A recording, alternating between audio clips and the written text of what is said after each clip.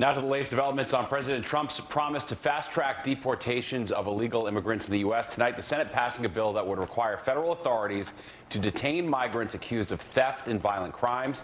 Meanwhile, migrants in our area are still bracing for possible raids. Let's get the latest from Fox 5's Jessica Formoso, who's live outside the Roosevelt Hotel tonight in Midtown. Jess.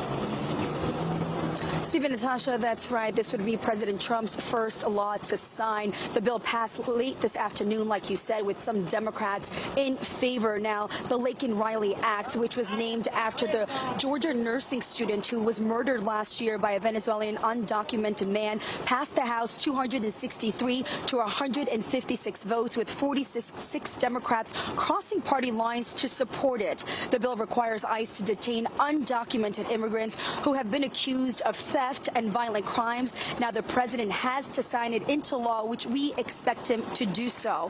Also today, the American Civil Liberties Union suing to overturn Trump's fast-track deportations, which would allow ICE agents to deport people without a hearing before an immigration judge. The New York Civil Liberties Union saying it's illegal to deport people without due process. Meanwhile, the Trump administration issuing new guidance allowing ICE agents to go into sensitive locations like churches and schools. The Pentagon deploying as many as 1,500 active duty troops to help secure the southern border. They're expected to help with logistics, transportation, and construction of barriers.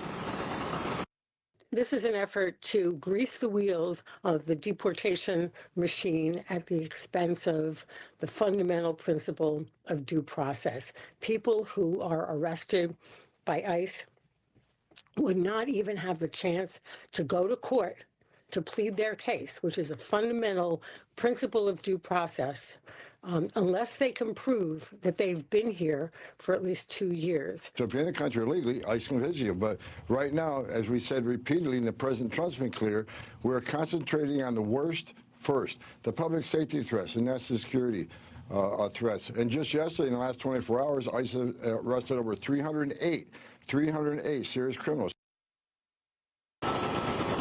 And here in our city, the NYPD preparing should federal raids start. The police commissioner sending a memo to her officers stating laws are in place which prevent local police from assisting federal authorities like ICE agents. The memo states the fact that a person is present in the U.S. without lawful authorization is a civil matter, not a crime. And also today, President Trump suspending America's refugee resettlement program. That means those refugees who were cleared to come into the United States, their plans have now been canceled. That's the latest we have from outside the Roosevelt Hotel. I'm Jessica Formoso, Fox 5 News. Steve, Natasha. All right, thanks, Jessica.